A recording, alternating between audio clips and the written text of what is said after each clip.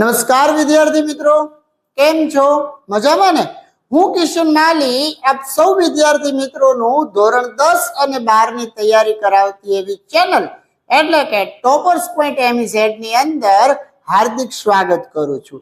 આજે આપણે જોવા જઈ રહ્યા છીએ ધોરણ 10 નું પ્રથમ પરીક્ષાનું ગાલા અસાઇનમેન્ટ, જેની અંદર આપણે વિભાગ બી ની અંદર ચેપ્ટર નંબર 7 ને લગતા ખૂબ જ અગત્યના એવા ક્વેશ્ચન એટલે કે 1 થી 5 પ્રશ્ન કે જે પરીક્ષાની અંદર 2 ગુણના પૂછાય છે એને આપણે સોલ્વ કરવા જઈ રહ્યા છીએ. તો વધારે સમય ન બગાડતા તમે લોકો આપણી ચેનલ ઉપર નવા હોય તો ચેનલને સબસ્ક્રાઇબ કરી લ્યો અને વિડીયોને લાઈક અને શેર કરવાનું ચૂકશો નહીં. કરીએ શરૂઆત ક્વેશ્ચન નંબર 1 થી.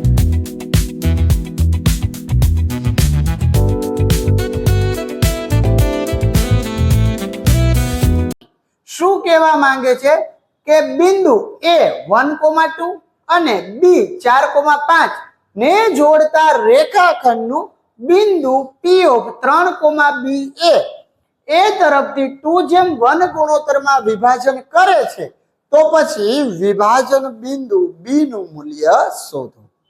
ક્વેશ્ચન અહીંયા આપણને વિભાજન બિંદુ ઉપર આપેલો છે. સૌથી પહેલા તો કંઈક વિભાજનની વાત કરે છે એટલે એક સરસ મજાની લાઈન ડ્રો કરશું. એને કહેશું a1 x1, બીજાને કહેશું b of x2 y2. a માટે છે 1,2, b માટે છે 4,5 અને આ બિંદુ p છે એના યામ છે 3,b અને વિભાજન ગુણોત્તર આપણને આપેલો છે m1:m2 એટલે કે 2:1. તો સૌથી પહેલા તમને જે માહિતી આપી છે એના ઉપરથી આપણને એવું સ્પષ્ટ થાય કે અહીંયા વિભાજન બિંદુની વાત છે એટલે સૂત્ર આપણે મૂકવાનું થાય વિભાજન સૂત્ર. જ્યારે પણ અનેની આગળ પાછળના યામ હોય એને a b કહેવાય. તો a ના યામ x1 y1 એટલે 1,2, b ના યામ x2 y2 એટલે 4,5 અને બિંદુ p છે એના યામ શું આપ્યા છે 3,b અને આપણે આ જે p રહ્યું ને એને આપણે xy કહી દઈએ. એના યામ છે 3,b અને ત્યારબાદ આપણે આનું જે વિભાજન છે એ m1:m2 એટલે કે 2:1 ગુણોત્તરમાં થાય છે. તો આપણે આ બિંદુ b ના યામ શોધવા છે. મૂકશું વિભાજન સૂત્ર. તો એના માટે હું અહીંયા લખીશ કે અહીં બિંદુ P એ રેખાખંડ AB નું A તરફથી m1:m2 બરાબર 2:1 ગુણોત્તરમાં વિભાજન કરે છે. અને જો એ વિભાજન કરતું હોય તો આપણે અહીંયા મૂકવું પડે વિભાજન સૂત્ર અને વિભાજન સૂત્ર મૂકવા માટે હું અહીંયા લખીશ કે P of x, y બરાબર m1x2 પ્લસ m2x1 છેદમાં m1 plus m2 comma m1y2 plus m2y1 છેદમાં m1 પ્લસ m2. હવે બિંદુ P ના યામ મને અહીંયા આપેલા છે 3,b. આના બરાબર m1 માટે આપ્યા છે 2 અને x2 એટલે 4 પ્લસ m2 માટે મને આપ્યા છે 1 અને x1 એટલે પણ કેટલા છે 1 છેદમાં ઈ બેનો સરવાળો એટલે 2 + 1. એવી જ રીતે m1 ના 2 અને y2 ના મને આપેલા છે 5, m2 ના 1 અને y1 ના મને અહીંયા આપેલા છે 2 છેદમાં ઈ બંનેનો સરવાળો એટલે 2 + 1. મારે સિમ્પલ એક આવું સૂત્ર છે એ મૂકી એની કિંમત મૂકવાની, ત્યારબાદ એની ગણતરી કરીએ આપણે. તો આ 3, b છે એ તો એમના એમ જ રહેવાના. ત્યારબાદ 2 ચોકું 8 પ્લસ 1 એકા 1 છેદમાં 2 ને 1 3. એવી જ રીતે 2 પંચા 10 પ્લસ 2 એકા 2 છેદમાં 3. 3, b બરાબર 8 ને 1 9 9 ના છેદમાં 3 10 ને 2 12 12 ના છેદમાં 3. હવે 3 ના ઘડિયામાં 9 એટલે 3 તેરી, 3 ના ઘડિયામાં 12 એટલે 3 ચોકું, 3 થી 3 ગયા તો પછી વધ્યું શું અહીંયા 3, b બરાબર 3, 4. હવે પેલો છે ને x યામ કહેવાય તો x ની સરખામણી x ભેગે એટલે 3 બરાબર કેટલા થઈ ગયા 3. બીજો છે y યામ કહેવાય તો y ની સરખામણી y ભેગે તો પછી b બરાબર કેટલા થઈ ગયા 4. તો પછી આપણો આન્સર શું આવ્યો b બરાબર 4. અને અહીંયા તમારે શોધવાનું શું હતું b. તો એક સરસ મજાનો ક્વેશ્ચન સોલ્વ કરાવેલો છે અને વ્યવસ્થિત રીતે ગણી જાઓ. ત્યારબાદ આપણે શરૂઆત કરીએ ક્વેશ્ચન નંબર 2 ની. તો ક્વેશ્ચન નંબર 2 તમને શું આપેલો છે? ઘણી વખત 2 માર્કની અંદર આવા ક્વેશ્ચન પણ પૂછાતા હોય છે કે બિંદુઓ 2,3 અને 4,1 વચ્ચેનું અંતર શોધો. હવે કોઈ પણ 2 બિંદુ વચ્ચેનું અંતર શોધવાની વાત આવે એટલે વાત કોની આવે અંતર સૂત્રની. અને અંતર સૂત્ર માટે સૌથી પહેલું જે બિંદુ છે એને કહેવાય a of x1 y1 એના યામ થાય 2,3 અને બિંદુ b એટલે x2 y2 એના યામ મને આપેલા છે 4,1. આ બે વચ્ચેનું અંતર શોધવું એટલે કે ab બરાબર વર્ગમૂળમાં બંનેના x ની બાદબાકીનો વર્ગ એટલે કે x2 - x1 નો વર્ગ વત્તા y2 - y1 નો વર્ગ. તો અહીંયા મને x2 બરાબર આપેલા છે 4, x1 બરાબર આપેલા છે 2 પ્લસ y2 બરાબર આપેલા છે 1, y1 બરાબર આપેલા છે 3. તો પછી 4 માંથી 2 જાય તો 2 અને 3 માંથી 1 જાય તો 2 પણ કેવા માઇનસ વાળા.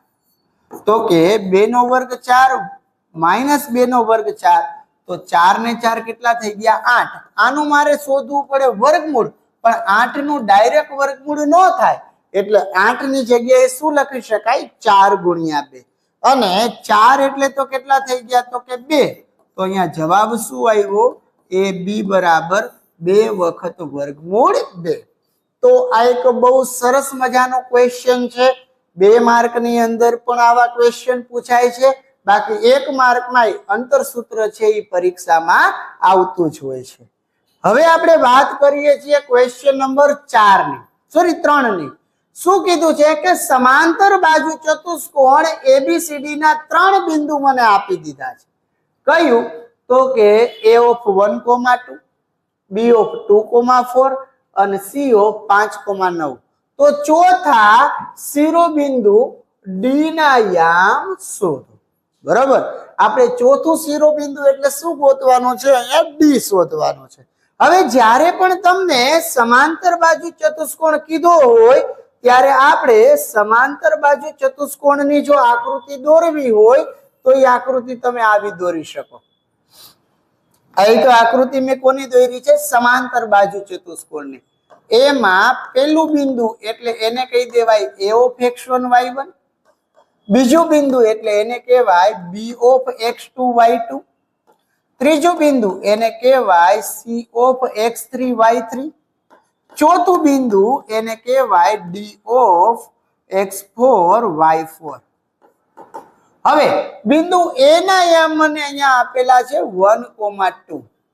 બિંદુ b ના યામ મને આપેલા છે 2,4. બિંદુ c ના યામ મને આપેલા છે 5,9 અને બિંદુ d ના યામ મારે શોધવાના છે એને હું કહી દઈશ x, y. શું કહી દઈશ x, y. હવે જ્યારે પણ સમાંતર બાજુ ચતુષ્કોણ હોય ત્યારે તમારે અહીંયા એક શરત લખવાની અને એ શરત એટલે શું તો કે સમાંતર બાજુ ચતુષ્કોણના વિકર્ણો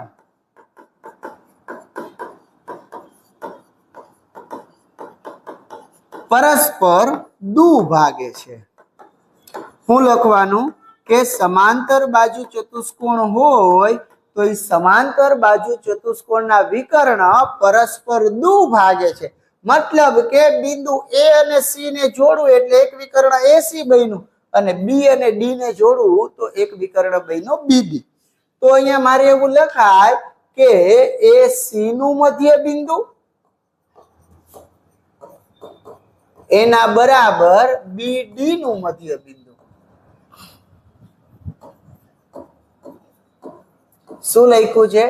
એ સી નું મધ્ય બિંદુ બરાબર બીડી નું મધ્ય બિંદુ. હવે એ સી ના મધ્ય બિંદુની વાત થતી હોય તો બંનેના એક્સ નો સરવાળો એના છેદમાં 2, બંનેના વાય નો સરવાળો એના છેદમાં 2. એવી જ રીતે બીડી માટે વાત કરીએ તો 2 અને 4 આવે તો કે x2 + x4 y2 + y4 આના છેદમાં કેટલા આવ્યા? 2. હવે સરવાળા માટે આ 1 અને આ 5 તો કે 1 + 5 છેદમાં 2. એવી જ રીતે 2 અને 9 તો કે 2 + 9 છેદમાં 2 બરાબર x2 એટલે 2 + x છેદમાં 2 અને 4 + y એના છેદમાં 2. હવે થાતું સાદું રૂપ આપવાનું તો કે 1 ને 5 કેટલા થાય તો કે 6. 6 ના છેદમાં 2. 9 ને 2 કેટલા થયા? 11 તો કે 11 ના છેદમાં 2 એના બરાબર 2 + x છેદમાં 2 અને 4 + y છેદમાં 2. હવે શું કરવાનું? અહીંથી ક્વેશ્ચન છે એ આગળ વધે નહીં. મતલબ કે 6 ના છેદમાં 2 એટલે તમે છેદ ઉડાડી શકો. આમાં તો કે કાંઈ ન થાય, અહીંયા કાંઈ ન કરી શકો, અહીંયા કાંઈ ન કરી શકો. તો જ્યારે આવી પરિસ્થિતિ આવે ત્યારે તમારે પેલાને સરખાવવાનું પેલા સાથે, મતલબ કે x ની સરખામણી x ભેગે અને બીજું એટલે કે y તો y ને સરખાવવાનું y ની સાથે. મતલબ કે હું શું લખીશ? 6 ના છેદમાં 2 બરાબર 2 + x છેદમાં 2.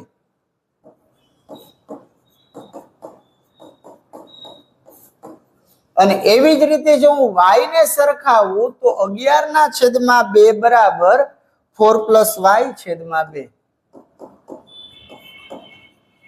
હવે આ 2 થી 2 છે એ કટ થઈ જાય તો 6 બરાબર 2 + x.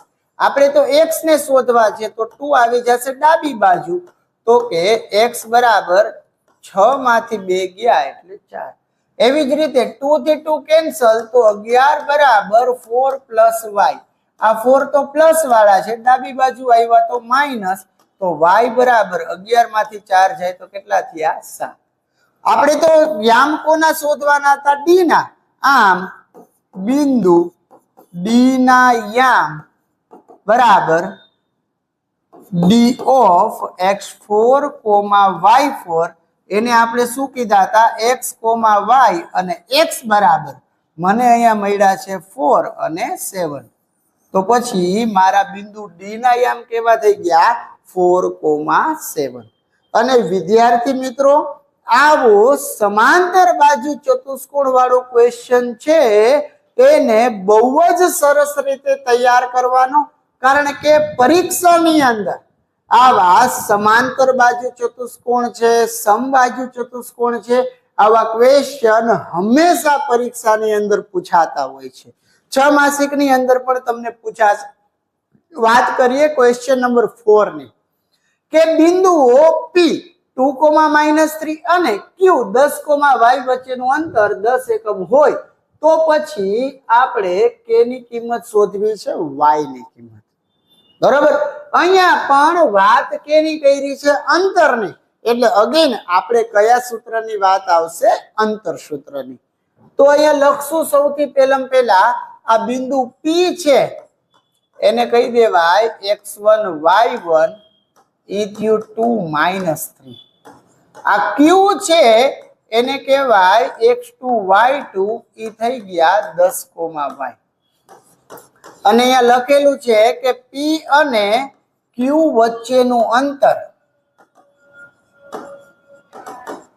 કેટલા એકમ છે 10 એકમ તો શું કહેવાય pq બરાબર 10 હવે આપણે અહીંયા લખશું બંને બાજુ વર્ગ કરતા અને બંને બાજુ વર્ગ કેમ કરવાનો કારણ કે અંતર સૂત્રની વાત આવે એટલે વર્ગમૂળ મૂકવું પડે અને વર્ગમૂળ ન મૂકવું હોય તો બે બાજુ વર્ગ કરી નાખી એટલે વર્ગમૂળની નિશાની ક્યાંય આવે નહીં તો શું લખશું આપણે pq નો સ્ક્વેર બરાબર 10 નો વર્ગ હવે pq માટે અંતર સૂત્ર વાપરું તો આ બેયના x ની બાદબાકી એટલે કે 10 માઈનસ 2 નો square plus y minus minus 3 નો સ્ક્વેર બરાબર 10 નો વર્ગ એટલે 100 હવે 10 માંથી 2 જાય તો 8 વત્તા y આ બે માઈનસ ભેગા થાય એટલે પ્લસ બરાબર 100 હવે 8 નો વર્ગ એટલે 64 આ પેલા પદનો વર્ગ પ્લસ બે નિયમના પેલું પદ એટલે y બીજું પદ એટલે 3 છેલ્લે તો પ્લસ જ રાખશું બીજા પદનો વર્ગ અને 10 નો વર્ગ કેટલા થયા 100 હવે તો કે પેલા હું લખીશ અહીંયા y square plus 2 તેરીને 6y plus 3 નો વર્ગ એટલે 9 પ્લસ આ 64 છે એને નંબરની બાજુમાં લખું તો બરાબર 100 હવે આ બેયનો સરવાળો કરી અને આ 100 ને ક્યાં લઈ આવીશ ડાબી બાજુ તો કે y સ્ક્વેર પ્લસ 6y 64 ને 9 થાય 73 અને 100 આવ્યા ડાબી બાજુ હવે 100 માંથી 73 ને બાદ કરીએ એટલે થાય 27 અને નિશાની મોટા પદની એટલે કે માઈનસ મતલબ કે અહીંયા મને આપેલું છે y square plus 6y minus 27 બરાબર 0 તો આ તો થઈ ગયું એક તમારું દ્વિઘાત સમીકરણ તો આ દ્વિઘાત સમીકરણને સોલ્વ કરવા માટે બેસ્ટ રીત એટલે અવયવની રીત તો પછી અહીંયા મને છેલ્લું પદ કેટલા આપ્યા છે -27 તો કે 27 ના મારે એવા અવયવ પાડવાના અહીંયા માઈનસ છે એટલે એની બાદબાકી વચ્ચેનું પદ કેટલા થાય 6 તો 27 કોના ઘડિયામાં આવે વિચાર કરો જરાક તો પછી 27 ની જો હું વાત કરું તો કેટલા થાય 9 તેરી 27 કેટલા થાય 9 તેરી 27 અને આ બે ની અંદર છેલ્લે જ્યારે માઈનસ હોય ને એટલે નિશાની બે ને અલગ અલગ આવે તો આ બે માં જે મોટું હોય એને વચ્ચેના પદની નિશાની આપશું અને બાકી જે વધ્યું એને માઈનસ ની વધેલી નિશાની તો આમાં મોટું કોણ છે 9 તો એના વાહે પ્લસ આને આવ્યા માઈનસ તો પછી અહીંયા લખાય કે y square plus 9y minus 3y minus 27 બરાબર 0 તો હવે શું કરશું બબેની જોડી બનાવી અને સામાન્ય કાઢીએ તો આમાંથી આવ્યા y તો y પ્લસ આ y તો બારે આવી ગયા છે કેટલા વધ્યા 9 અને 27 એટલે એને શું કહેવાય 9 તેરી તો બંનેમાંથી સામાન્ય આ પેલા તો માઈનસ ના માઈનસ બેમાં સરખા કોણ છે 3 પછી પેલો કાઉન્સ લખી નાખવાનો એનો મતલબ શું થયો કે સરખા છે ઈ કાઉન્સને એકવાર લખો અલગ અલગ છે એનો એક કાઉન્સ બનાવો એટલે કે y + 9 ગુણ્યા y - 3 બરાબર 0 હવે કોઈ પણ બે પદનો ગુણાકાર 0 છે એનો મતલબ તો એવો થાય કે કાં તો y + 9 છે ઈ 0 છે અથવા તો y - 3 છે ઈ 0 છે તો આ 9 જમણી બાજુ જશે તો માઈનસ થઈ ગયા અને 3 જમણી બાજુ ગયા તો પ્લસ થઈ ગયા મતલબ કે બિંદુ P અને Q વચ્ચેનું અંતર જો 10 એકમ હોય તો y ની કિંમત -9 પણ થઈ શકે અને y ની કિંમત 3 પણ થઈ શકે બરાબર ત્યારબાદ આજના લેક્ચરનો સૌથી છેલ્લો ક્વેશ્ચન શું કીધું છે કે બિંદુઓ m, n -m, -n વચ્ચેનું અંતર શોધો બરાબર આમાં તમને m n સ્વરૂપે આપ્યું છે તમારી ટેક્સ્ટ બુકમાં આવો નવો ક્વેશ્ચન છે પણ એમ એન ની જગ્યાએ શું આપેલા છે તો કે એ અને બી. મેથડ બે ની અંદર સેમ જ થશે. પેલું જે બિંદુ છે એને આપણે કહી દઈએ એ, અને એ એટલે a ઓફ x1 y1 એને કહેવાય m, n. બી એટલે x2 y2 એને કહેવાય -m, -n. અને આ બે વચ્ચેનું અંતર એટલે એ બી બરાબર વર્ગમૂળમાં બંનેના x ની બાદબાકી એટલે x2 - x1 નો સ્ક્વેર અને y2 - y1 નો સ્ક્વેર. હાલો x2 એટલે અહીંયા મને કેટલા આપ્યા છે -m, માઇનસ ની નિશાની. x1 એટલે કેટલા છે m. એવી જ રીતે y2 એટલે -n, માઇનસ ની નિશાની અને n. તો પછી i માઇનસ તો માઇનસ માઇનસ પ્લસ, એક ને એક બે નિશાની મોટા પદની, પ્લસ n એટલે 2n નિશાની મોટા પદની.